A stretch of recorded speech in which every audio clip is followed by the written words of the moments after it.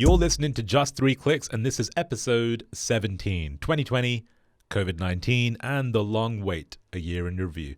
So we're going to be talking about last year, basically, if you want to call it a year. I'm with David, by the way.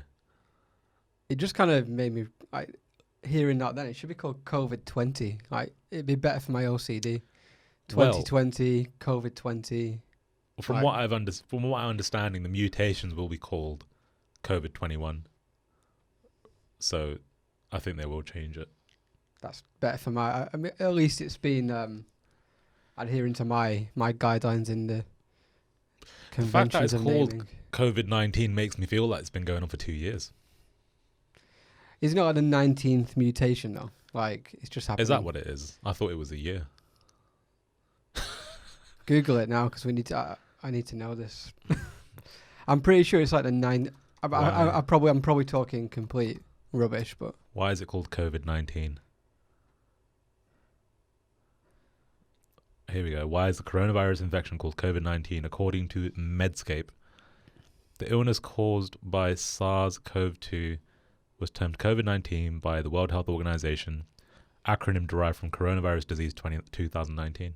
all right, okay. It's the year, yeah. I can't read the rest of the article because it says I have to register to read it, so that's all we needed from it anyway. So yeah, that's COVID. I mean, I don't know, like if you think back, what even was last year? Like so much has happened, so much weird shit is going on. Like, do you know what? Scrap what's happening right now, because right now there's like intense mess of things going on. Last year alone was bad enough, really. Yeah, I think we've never lived in a time like this, have we? So I think kind of looking at the last year, it's quite hard to even comprehend, what we've been through, really.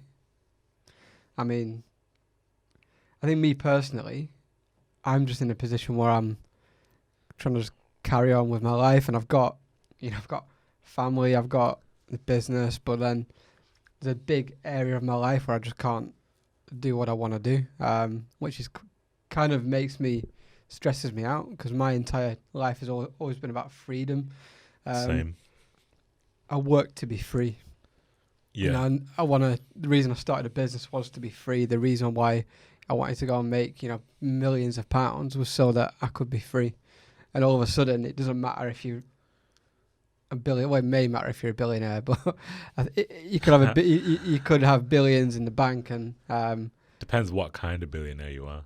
Yeah, and you kind of got to adhere to the same rules as everybody else. You got to wear masks. You can't be out in public at certain times. Yeah, it's crazy. I can't imagine like Elon Musk sitting at home, just not doing anything.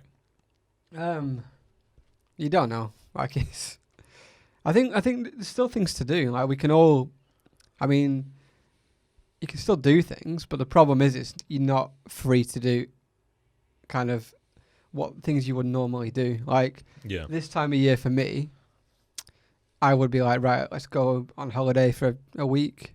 It's cold in the UK. I want to go and sit on a beach. Can't do that. Can't even go away in the UK. And I think I kind of, as an individual, I need to take myself out of my day-to-day life. I've got to kind of, if I'm at home, then I can't switch off. Like I can relax, but I can't switch off like for an extended period. And I think with what we do, it's quite intense. I need like a week away from everything. Like, I need that. And I could feel it last year. I got so burnt out. It was crazy. I think as well, like what's weird about last year is like, it's been the slowest year in terms of like activity, in terms of personal activity.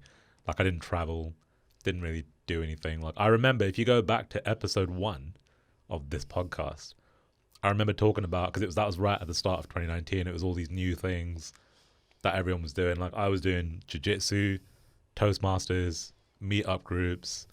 I was doing yoga. Like I was doing all this different shit. And like at the start of 2021, it's just like none of that's even there anymore. No, it can't be. No. So I think it stopped a lot of people developing it personally in some respects. Other people have done more. Tell you an interesting thing. So, how many people, right, at the start of kind of lockdown in March, would have said, I'm full of good intentions, I'm going to lose weight, I'm going to learn a language, And how many people got to the end of that lockdown and hadn't achieved anything, and then said, I wish I'd done that during lockdown, it would have been amazing. Yeah. How many of those people do you think are now going to do what they said they regret? Same thing. It's so, I mean, I was listening to a conversation the other day and it was the exact thing. And I'm just like, you're not going to do it. It's people like to create scenarios. They like to create the perfect circumstances to do something. And when the perfect circumstances are there, they'll find a reason why it's not perfect. It's like, it happens all the time. Like, it was hard. Like, I'm really strict on my kind of like exercise and stuff, and it was really hard during the lockdown, but I managed to find a few ways around it. I completed a cut, and then I started putting weight on like 5 months ago. So I've literally got 16 days left now, 18 days until I'll be stopping and then restarting, but we'll still be in the midst of a lockdown, and I've just got to make it happen somehow. I've got a little gym at home. I call it a gym, but I've got some equipment at home and I'll just have to get into it. But I think the problem we've had here is no one's been in the right mindset to really start anything new right now. I think it doesn't feel like a new year. It's like we've just kind of dragged ourselves through. I just find it all weird. Like I'm quite a big advocate of like mental health and you know, like I put a lot of pressure on myself, probably sometimes too much. And I guess if you look at kind of where we are in our career at the age of, I'm 33, we've probably come quite a long way and probably further than a lot of people our age, I guess, would be. Like if you kind of held a yardstick against us, we would be, I think, further than probably a few people. I mean, there's going to be people who are younger than us who've got further, but I'd say we're probably ahead of, you know, what the majority of the population are in terms of how far we've advanced our career, and how you measure that could be, you know, financially, it could be, you know, things we've been through, knowledge, revenue in the business. But, you know, we've driven ourselves pretty hard to get where we are. Now, what you see a lot in the media and a lot online is like, it's okay to not be driven. It's okay to put weight on. It's okay because we're all going through this really stressful thing. And I kind of agree with that to an extent, yeah. Like, I feel like to be happy and to be fulfilled, like we do have to move forward. Like, progress is happiness. Yeah, it's kind of hard because like, should it be happiness? Should we be happy not progressing? But then, what's progress though? Like, well, this is it. This is where I'm kind of like, what do we do in 2021 as like individuals to try and be happy in what is, you know, a new world? Like, how do we get happy with not progressing in the same way we've been progressing for the last however many years we've been alive? You know, it's because you're gonna have to find a different way to progress your life potentially, and that's, you know, I think it provides quite a big challenge to people. In that, how do you measure that? I think our age is quite our age is quite weird as well, because I think if you're like 10 to 15 years old right now, you're probably not going to be consciously affected by this as much as someone who, I think at that age you're adaptable. Like, super. Like our age group is really interesting, right? Because we've gone from having no mobile phones, having no internet, to dial up, to taking 20 hours to download a video, all the way now to where we live off our mobile phones and technology's advanced so much. So for us, it's like we've seen these really drastic changes in our in our generation. I think as well, I think we adapt to new technologies quite quickly. But I've seen myself personally, like, not stop to adapt now, but I definitely am more, like, with the technology I take on, even like social media platforms, like, I've hit probably a stage where I've, like, say TikTok, I'm not, like, I'll absorb the information there, but I don't engage. I You wouldn't I don't use create. it. Yeah. So I feel like as a generation, like we've, it's not I've stopped adapting. It's just that I'm more. I adapt in a different way to what is happening. I pick and choose what I want to adapt to. Things like crypto, like, I'm interested in that, but probably because it backs up more what my interests are. Whereas doing some dance move to the weekends, like the latest track on TikTok, isn't exactly how I want to spend my time. But that's what happened a lot in 2020, that kind of thing. But I think adaptation is where this kind of last 2 years has been. Who can adapt the fastest, and who is.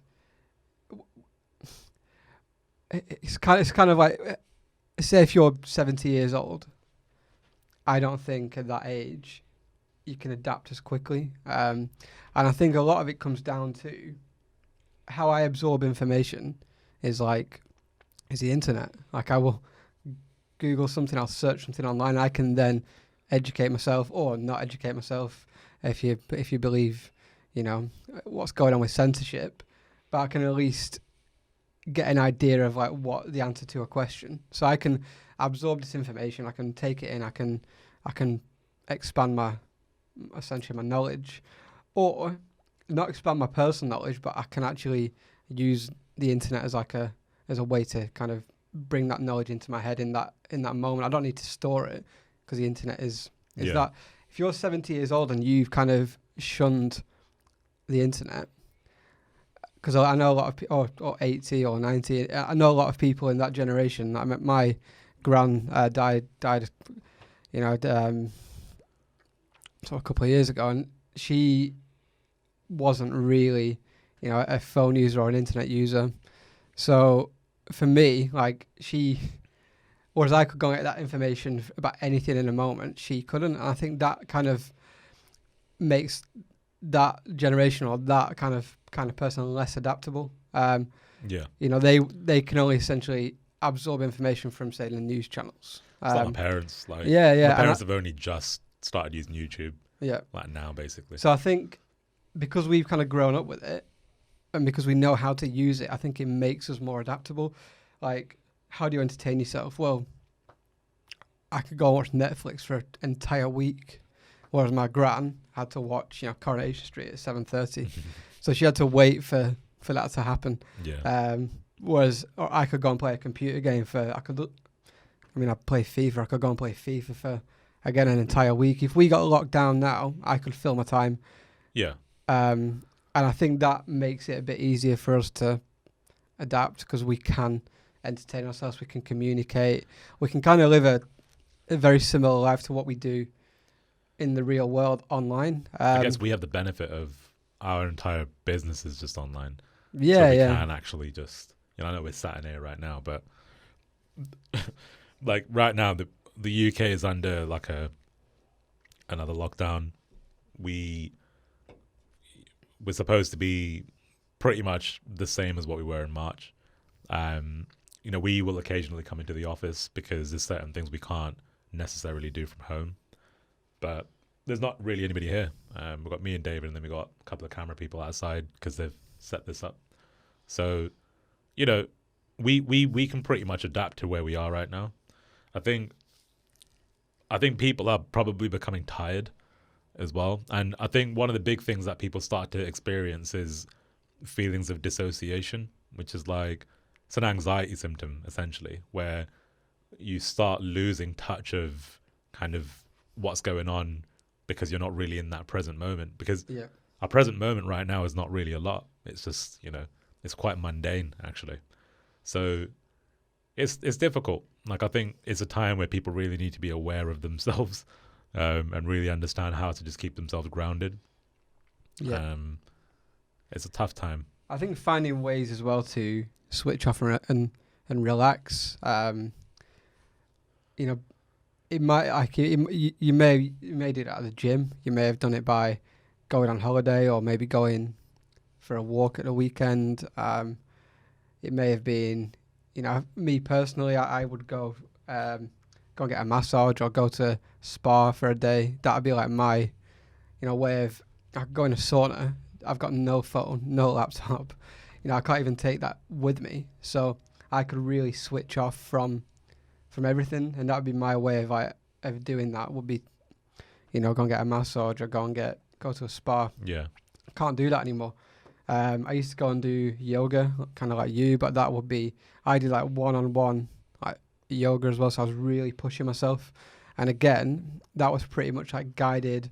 Close my eyes for an entire hour and just be told kind of what to do, and I'd be pushed into the poses a lot more, and that for me was like a really good way to switch off. And when I came around from that, I felt like a different person. So to remove those two things I used to do every week without fail it's difficult, because that was my kind of, that's how I rebalanced myself and kind of had that time out. So Yeah. for me it's been hard to find something different to do to kind of replace that, and I think everybody else has got to be the same, really. Yeah. Something that you may not even realize that used to give you that time. You know, if you're finding yourself to be stressed or, you know, anxious, then you probably need to find something to replace something that you used to do. It might have just been going out with mates. Yeah. But yeah, I mean, weird. for me, yeah. it's just learning new skills, like just learn new stuff. I've opened my kind of mind up to lots of new book topics. Something that I'm really interested in is like the esoteric history. So I'm really into that. So I like reading about that a couple of hours a week or whatever. So just, you know, it's just finding shit to do basically. But, you know, highs for me last year, I guess, like as a business, we've progressed massively. Like, you know, the company's grown a lot. Like I think we started out 35 people last year at the start. We're close to 60 now. The business has obviously made a lot more money. Investment process is underway. So, you know, on that front, everything's been pretty great, really. But the lows are really just more, I don't know, like, it's just been hard not to travel, I guess. Like, I think traveling was such a big part of my life, just because I like being free and just going places and seeing new things. I think experiencing new things for me is like, that's one of my, when someone says what you're, I mean, at the minute I'm like writing a CV. Not done it since I was 18, but I'm on it. It's got interest, and I'm like, well, what am I interested in? And for me, like, just experiencing new things is an interest, and it doesn't matter what it is. It could be a different type of cuisine, a different culture, could be anything. Just I'm interested in experiencing something I've not experienced before, because I've got such an open mind. So for me, like, trying to do that during kind of lockdown is quite difficult when you're trapped in your house, because I mean, I can't, what can we do? Like, experience a new flavor of candle or something, like a new scent of candle, or experience. Get Palo Santo. Yeah, That's what I've done. Got some Palo Santo, which is like an ancient piece of fucking wood or something. I don't know. It's like, it's supposed to be great for like stress and for calming vibes in your house. So you just light it, walk around with it for a bit. I actually saw it because I watched these little Twitch live streams of Timbaland, so like a music producer, and he sits there when he's making music and he's just like got it on the side. And then someone asked him in the chat and he was like, you just need it in your house. So I got it. And it's good. Is it expensive? No, it's like 15 quid. Just like from a random, you could just probably get it from a weird fucking witch or something. I don't know. It's just someone online will have it. But it's good. I'm going to try that. Yeah, Palo Santo. I tried, one thing I did try, I chatted to someone on LinkedIn, and they sent me some ceremonial grade cacao, which is like essentially a big block of chocolate. Yeah. And I started to drink that kind of every day, and that's pretty good. Ceremonial grade. Yeah, it sounds what does like. that mean? I think like sacrifice. Prayed on it. Maybe. Sacrifice to lambs to make it. You can't say things like that on a podcast. People might be offended. Well, so anyway, that's that. Dan got the coronavirus. His girlfriend got the coronavirus. One of my mates got coronavirus actually as well. I read the other day that like 1 in 4 or 1 in 5 people have probably had it. Yeah. I'm not gonna lie, I felt the same for the last probably like year and a half. I just feel the same, but I don't know. Maybe I'm just robust. I don't know. According to the media, you're in the category of people that should get it the worst, apparently. I should, yeah, supposedly, but nobody my brother got tested last week. He was negative. My parents seem fine. So I don't know. I don't really know.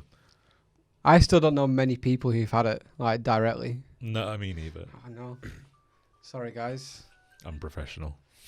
Well, can't really help it. It's that kind of day.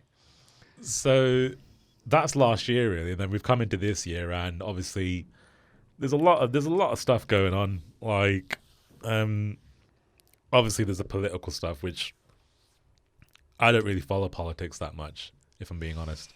No.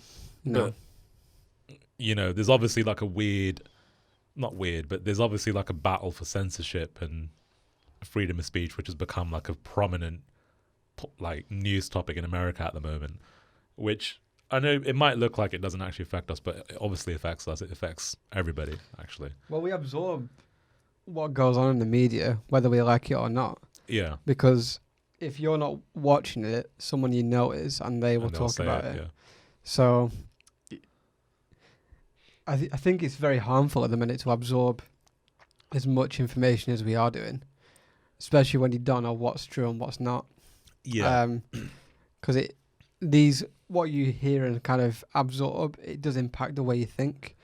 I mean, if I said to you, like, what's your views on Donald Trump right now? What's your view on him? Why, without... Honestly, a week ago, 2 weeks ago, I just generally would have a negative perspective on him. Now, it's a lot more neutral. But that's just because I've taken time to understand. What do you think everybody... Like, It'll be mostly negative, of course. Well, if you look at what's going on in the media, it's people saying, like, refusing to accept awards from him. People... Yeah, like if you just type Donald Trump into Google, just Donald Trump, nothing else. And the instant thing is, House seeks Trump removal. Yeah. It's like the first thing, Trump impeachment. Type in, like, Joe Biden. Okay. Joe Biden. Your move, Mr. President. Biden says he's not afraid to take oath of the office. Trump supporters planning armed protests ahead of Biden inauguration. So the problem is, right, Google, and I don't want to be, according to Wikipedia, I am a neo-Nazi, by the way, but, so I'm not going to say too much, but it's not according to anything, it's just a fact. Like, Google is obviously a corporation, it's a privately owned company. It's not a government entity, essentially. So, we obviously have to put faith in Larry Page, basically, to make sure that they're not abusing the power of what Google really is. Because, you type something into Google, it's Google's responsibility to make sure they give us a very neutral, balanced, result as to what we're looking for. So what you said there was that we get influenced by, our behavior is influenced by the media.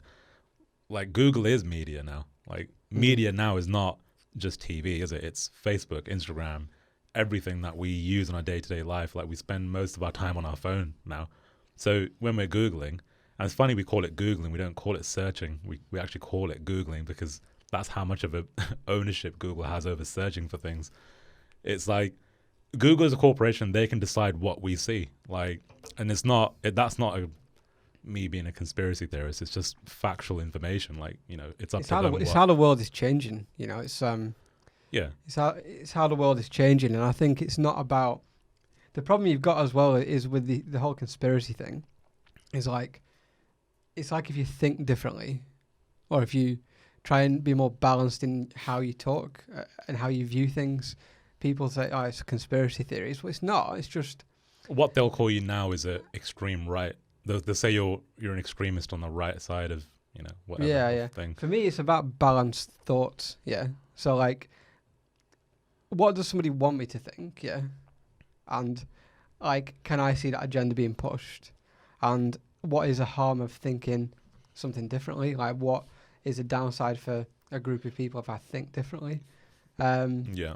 That's kind of how I view things. Like, I don't have any really strong opinions on any of this, mainly because it's out of my control. Like, I can't control what's going on, so I don't have many strong opinions. I just know that what we see in the media and what we hear, I can probably categorically say that that's not the entire story. There is another story somewhere, but I don't know where it is. And I think that's if we all thought a bit more if we're all a bit more balanced in our thought, I think we'd be in a different place. But I think there's just too much influence right now. Yeah. By corporations, like everybody's panicking. Like, what's the easiest way to make people do things? It's to get them into a state of panic, disorientate them, scared. Yeah, this is when we're almost kind of malleable. This is when, especially now. Yeah, I mean, go back hundreds and thousands of years.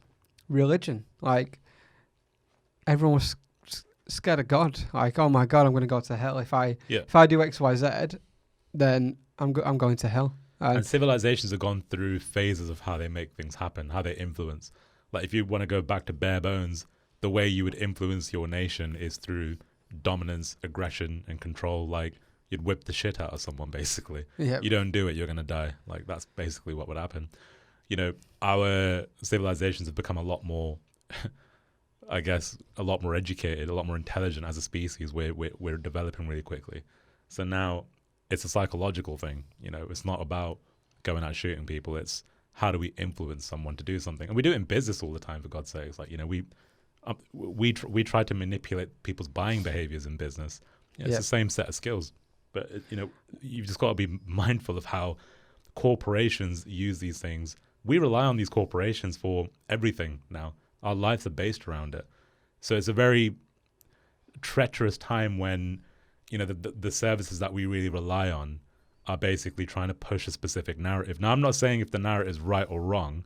I don't really care about that. What I care about is everybody should be able to have their say.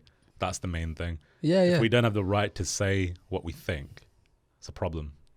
It's how we push forward is by getting around the table and having differences of opinion. Like, I enjoy talking to people about their opinions, and even if I disagree, I can always try and see it from their point of view and like why they came to that conclusion. But if we all sat there and said, right, our aim is to advance civilization, our aim is to ensure the world's a more equal place. Our aim isn't to hurt people or have poverty, or our aim isn't to kind of have a negative impact. Then why can't we all agree that we have differences of opinion of how we get there? And but we all want the same thing. It's just that we think differently. I mean, that's the problem. I think that what I've noticed the last year, the world is a much more divided place. It's kind of scary. I mean, I've got a son who's nearly 2 years old, and I kind of fear for his future, really. Me too. Like, my son's coming up to 3. Yeah, a couple of months. Like, I just think, what is the world going to be in? When he's 18, so 16 years. What is the world going to be like? Think about how much we've changed in a year. It's alarming, And the thing is, as well, my problem here is, it's not a problem. It's just my fear here is, like, I think most of the mass population will think Donald Trump has been censored because he says lots of bad things. You know what? He might say lots of bad things. Fine. But the problem that we have is that it's not actually just Donald Trump. It's actually a whole range of people. That some of these people are very, very recognized individuals, reputable. They have authority qualifications. They're intelligent people. But these people are being silenced because it doesn't follow a specific narrative that supposedly just needs to be pushed. And there's a lot going on. Like, right now, there's millions and millions of people that are abandoning your specific popular social media websites and trying to go to alternative social media websites. And I think just how much has happened in the last 2 weeks We're on the. It's not even been 2 weeks yet. It's 12 It days. feels like a movie. Like It it does, feels yeah. like some kind of movie, like the Hunger Games type thing. Yeah, it is so, it's so weird. It I is can't- weird. It I makes me nervous. Like it does make me nervous a bit. But you know, we just carry on, don't we? We have to. In the present moment. I think if you can, if you pull yourself back to the present moment, to like your day, and you don't think past like Yeah. what you've got to do, and things aren't that different. Like there is elements that are, but I don't go to the supermarket every day. Yeah. Like I never used to. Maybe once a week, twice a week. When I go there, it's actually quieter. I've just got to wear a mask, which I'm not like a biggest fan of, but I can kind of. It's not changed massively. Midweek it'd be maybe go to the gym. Can't do that, but I've got a Peloton at home, so I can work out on that. Just work, but I'll work online. So for me personally, it's not changed kind of massively unless I want to see it's changed. I can complain about not being able to go on holiday, or I could get pissed off I've got to wear a mask. And I think if you just accept things have changed, you can kind of just crack on and not be too affected. Have you had a letter from the medical services about getting a vaccination yet? No. Me neither. Not yet. I know some people that have. We're not elderly obviously within the age group, are we? No, I know a few elderly people that have that are going for it in a couple of days. But there we are. So that's where we are so far. That's not a lot has happened. A lot has happened, but it's still the same as the initial kind of lockdown. We've had a couple of people in the office who have ended up getting the virus. Jasmine is off today because she's had some symptoms, so she's getting a check done or whatever, a test done, a check. So as a business, like, it's an exciting time, really. Like, I think we've got a big drive on recruitment still. We've got lots of interesting people we want to still bring into the business. Yep. Obviously, last year was a lot of growth, and probably not too much, but I think we had a good few months where we had to kind of restructure things and rework things. Now, the same happened in like 2016. We grew too fast, and back then we just couldn't handle it. Whereas this year, I think kind of what we took from that second year in business, I think we've applied that to 2020, and I think we've come through like really, really strongly. I think we've made all the right calls, we've brought the right people in, and I think we've moved in the correct way. So I think when I look at kind of bootstrapping a business and spending your own money on essentially investing your own money, and when you make a mistake, I think you kind of learn from that mistake, and you definitely feel it. I mean, we probably blew about £1 million on a mixture of hiring the wrong people plus the impact on revenue that they had. Yeah. Essentially I own 33% of the company, as does Joey and Jamie. Like, that's essentially the value of my house in mistakes. So when you make those kinds of mistakes and you've got to pay for it yourself, I think you'll learn a lot more. Whereas if you bring in 10 million of VC money and you make a mistake that costs $1 million, you might be like, let's go again. Yeah. And I'm not saying that that's the wrong thing. I just think that when you don't have that runway, when you don't have that security, you really just you absorb that kind of information, and you absorb the learnings from those mistakes a lot faster, and probably deeper to your core as well. So I think this year, we've acted very fast, and we've made the right changes, and I think we're in a really, this is the strongest position we've ever been in, I would say. Yeah. Not just in this business for me, but in my entire entrepreneurial career since I was 21. I feel like I mean, I read something recently that says the average age for like a successful founder is 45 years old. I read that too. Yeah. And I was like, I can kind of see why, but I also think that most people probably start a business when they're in like the late 20s, early 30s. So I think 12 to 13 years in, they're going to be 45.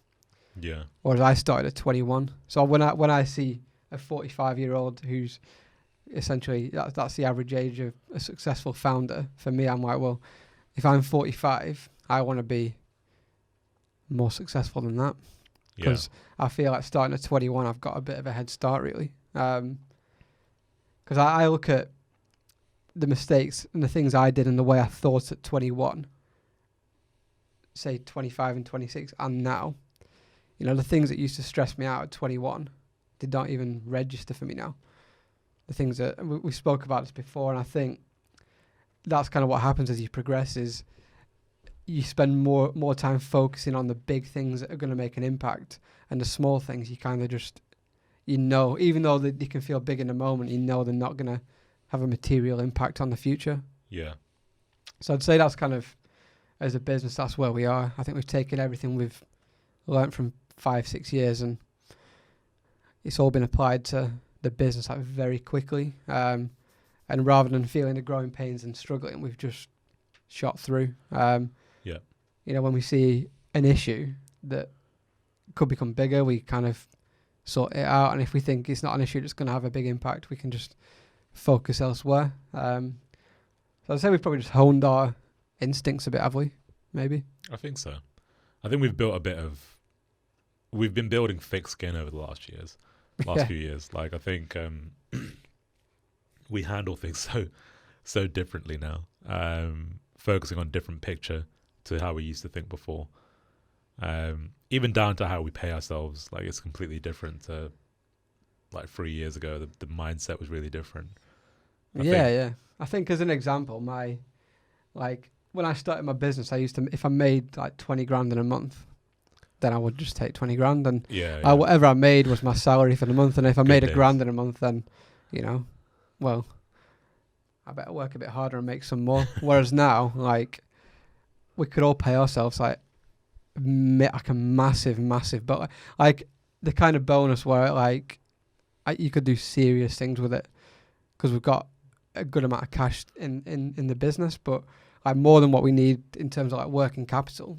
But we just invest it in the business, and we use that to either, I mean, during the last year we've kind of wanted to sit on more cash because I think it's the best thing to do because you don't know what the future holds, and we've got obviously 60 people that work for us, and you want to make sure that, you know, we're not just safe for 3 months, but we're safe for a much longer time in case, you know, something bad did happen.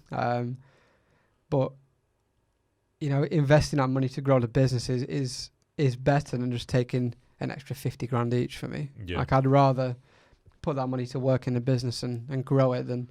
The thing is, it's like, you don't need that. I know, you know, when you're younger, like, it's not that you're younger. I think it's when you're more inexperienced. It's like, you just want to take loads more cash out. But the reality of the situation is, there's not that much you're really going to do with the cash anyway.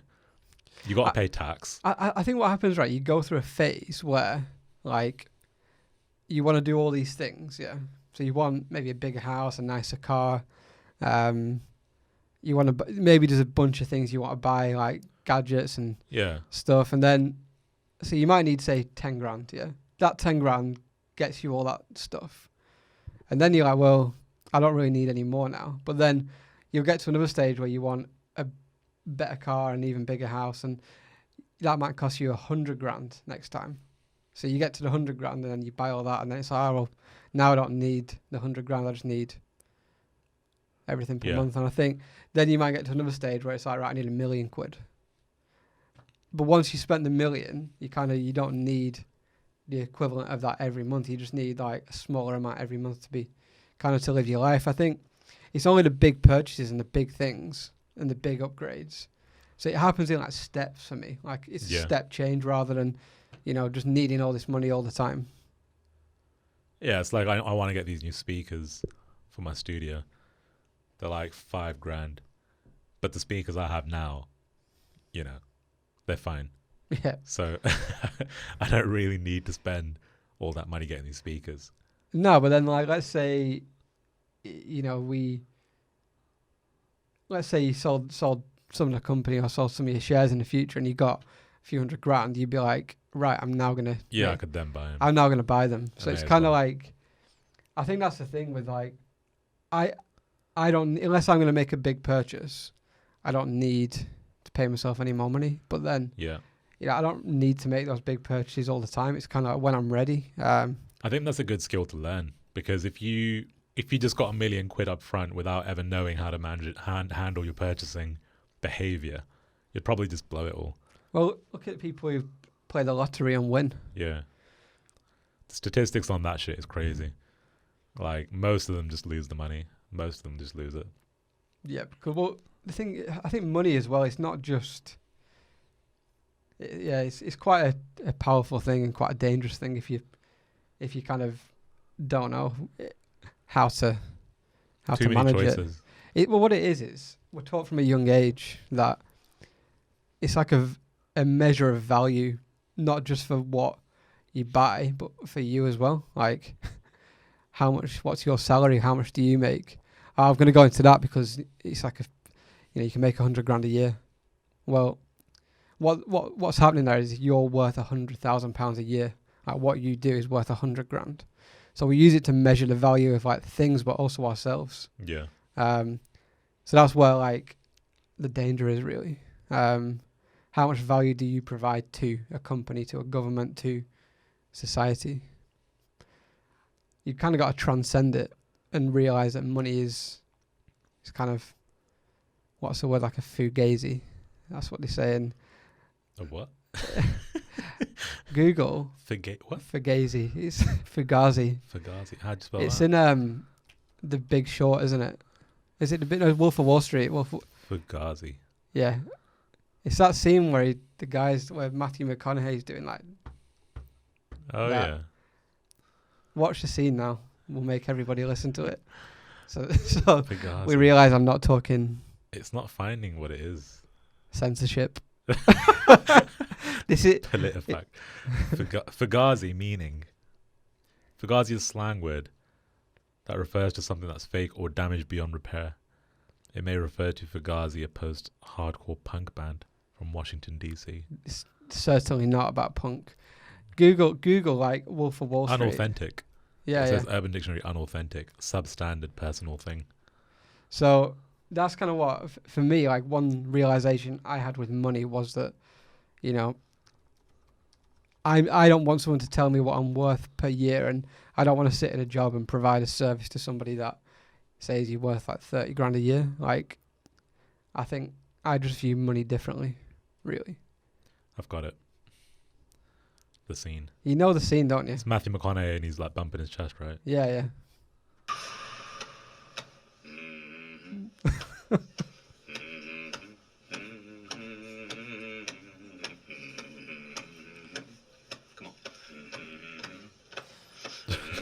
Would you do that with him if you were with him? Mm. But if you, If it meant I was going to get something for it, then probably, yeah. If I felt that he was past me and superior with what he's done, then yeah, I'd just do it. But yeah, that's kind of. God, this has been quite a deep podcast now. I feel quite tired. Like, it's quite a lot. It's like to think therapy, isn't it? Yeah, yeah. But I think that's the thing with money, is it's there as like a form of control. And that's kind of, we've got that control from a young age. It's kind of like, I remember one of my first jobs, me and my boss did not get along. I thought he was a bit of a dick. But I couldn't go to my boss and say, you're a dick. Yeah. So I couldn't be true to myself because the fear was I would lose my job. Yeah. So, like, I adapted who I am and what I thought out of fear of not having an income, so I could go and get drunk every weekend and chase women. So that, what I valued was getting drunk and chasing women as a chasing not, women. not chasing women, like down the street. Yeah, obviously that's kind of how I spent my youth, you know. That's why I put weight on when I met my wife, because stop running. But that's kind of, you know, that's what I put value on, and the value of kind of doing that and being with my friends was worth more than, you know, giving up my views and opinions. Yeah. So that's kind of what money's there to control. If you look at it quite deeply, if you look at your relationship with it, that's kind of like, what wouldn't you do at work out of fear of losing your job? Like, how many times have you gone home to your partner and said, "My boss is a dick"? Going even deeper than that, how many people have had to go through things like sexual harassment and inappropriate behaviour out of fear of not being able to pay the mortgage? You know, things like that just aren't good, and that's what money does to people. Like, you know, I'm not just talking. People say money's the root of all evil. It's not. It's just the root of all evil is no money. That's the root. Yeah. If you don't have any, that's when you do bad things. Yeah. But this is kind of, again, it's quite a deep topic and one that I'm fairly passionate about. But, you know, I think you've got to be in a position where you've either had no money and then had money to be able to look at it in a balanced view. Like, I've been in very, very dire financial straits. Yeah. Personally, and then I've been in a position where, you know, I've done pretty well. And I look at my behaviour at both ends of the spectrum, and you can really get a feel for who you are as a person and how you act and the things you will say and you won't say based on money, really. And that's a fact, really. You can't really, you know, I'm sure there's people we've employed who think we're complete dicks, but they've never told us. Jasmine does sometimes. Yeah, sometimes. But that's the kind of thing you can't. People just aren't true to who they are. Yeah. Because out of the fear of not being able to put a roof over their head, and you know, I think it's things are obviously changing at the minute, and see what happens over the next year. Maybe That's it, really. Maybe money's going to change. I think money will change. You know, there's no doubt that there'll have to be some sort of, you know, what's the word, like some consolidation of debt or whatever else you want to call it, or what the World Forum is calling the Great Reset. That's what they're calling it. Yep. But who knows? You know, I think the takeaway is everything is so unpredictable right now. So just trying to stay focused on where you are now is probably the best way forward at the moment.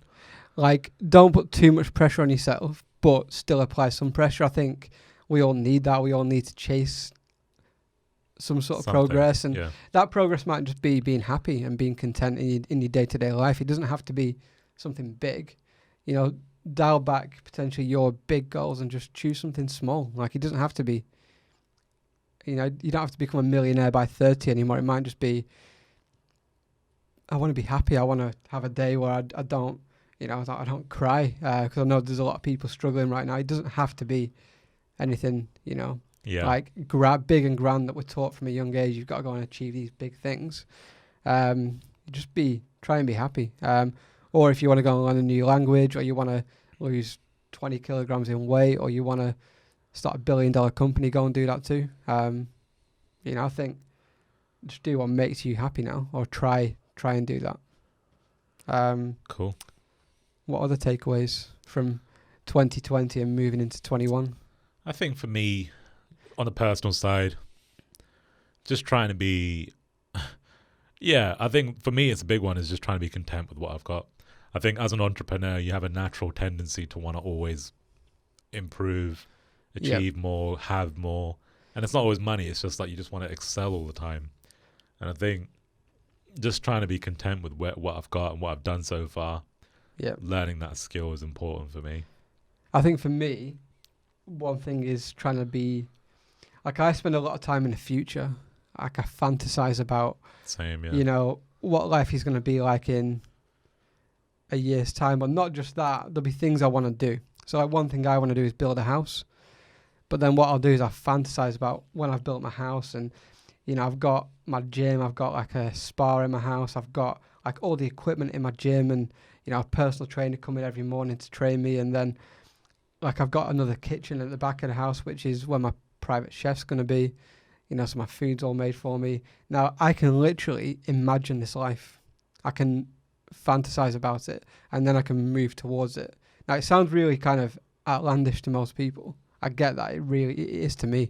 You know, I'm a guy from like a middle class, probably even kind of lower down than that family, but that's how I kind of get to where I want to be. As a really strong fantasy, a really strong kind of visualization of that thing. Yeah. The problem is when I try and visualize 2021, like it's very unnerving because I'm like, I don't even know what the world's going to be like. I don't even know what's going to be possible. Like, and I think coming back to the moment of here and now, like it's kind of the safest place to be. Because you can't really plan for the future when you don't know what the future's going to be. So I'd say that's one thing, is try and be not just present, but try and not fantasize too much about the future. Because I think that can be quite destructive at the minute. And then another thing would be like balance, like, and empathy.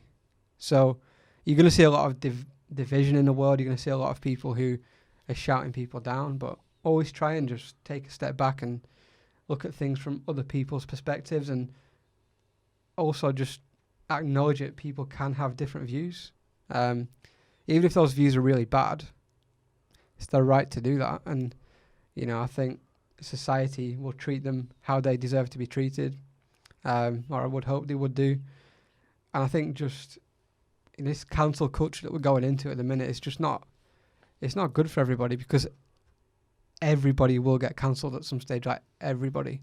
Yeah. Because we all do stupid shit. We all do things we shouldn't do, especially in the shadows when people aren't watching. You know, we all do stuff like that, you know, not everybody knows about. And if someone dug up your entire life and then decided to kind of portray you in a certain way, like I'm sure we could all be made to look like, like bad people. And I think that's just one thing I take away, is just don't take everything like so literally, and take things with a pinch of salt, and always try and have that empathy and that viewpoint. So that's probably another thing I'm taking into 2021, that I've probably developed over the last sort of 5 years of having therapy and exploring my own personal kind of mindset and my own mental health. And I think that's probably why I don't have strong opinions about what's going on in the world, because I don't have all the data, I don't have all the information, so I can't really form an opinion. That's probably my takeaways. Cool. All right. Well, I mean, that probably brings us to a nice place to close. Almost an hour in today. So, but it is the first one back, so. Yeah, I think there's a lot to talk about. Yeah, so. A lot going on. Lots of new things. I mean, things we didn't talk about is like what we're doing in the business this year, but, you know, we could save that for another day. Maybe we do a part 2. Maybe. Can do. We could talk about like business goals this year, blocks, the book, new videos. I don't know if there's any videos. I have no idea. Don't quote me on that. If anyone's listening, that we've not planned any new videos. Disclaimer. Just accidentally say there's new videos. It's like, before we go, we spoke about something at the start, pre-recorded, pre the start of the recording. It was reviews. Oh yeah. So we found 6 reviews that we didn't even know were there. Yeah. And they were all 5 stars, and we were expecting, 1 and 2 stars, because I didn't know we had any reviews. I just thought we probably don't have any, but we have 5. Yeah. We have 6 5-star reviews. So that's cool. So if you're listening right now and you think this has been good, then we would appreciate a review. Like, ideally, I can't tell you what to give us, but above 4 stars. Yeah, ideally above 4.5 actually. And if you're thinking that this was a terrible, terrible podcast and it's worth 1 or 2 stars, then just forget you heard the last kind of 1 minute and enjoy your day. Yeah, cool. Yeah, please do leave some reviews. Like, it's not something that we generally ask for, to be honest. But But yeah, it was just curiosity today to see if it was actually Well, being reviewed. Now we've seen the words of affirmation. Yeah, You that's know, it. we felt good about ourselves, and we want to feel better every day. So Yeah. when we read the reviews, it's quite good. I mean, for me personally, I've got like major imposter syndrome. I don't think what we talk about is interesting because it's us talking about it, if that makes sense. It's just normal for us, isn't it? Yeah. This is just like Every day. So when you get good feedback, it makes me it gives you a bit more confidence as like a, to do more podcasts really. So Yeah. it does have an impact. If you do leave a review, and if you leave a negative one, that also has an impact as well. So You'll make us feel bad yeah. during this bad time. So you've got all the power right now. Cool. All right. If you did enjoy it, make sure you leave a review and share it with somebody else as well. Send it to your friends, your business partners, your friends and friends of friends, whatever. That's a lot of friends. Yeah. Just share it and whatever else. And make sure you come back for the next episode and we'll expand upon what we talked about today. Till then, just stay safe and we'll see you on the next episode.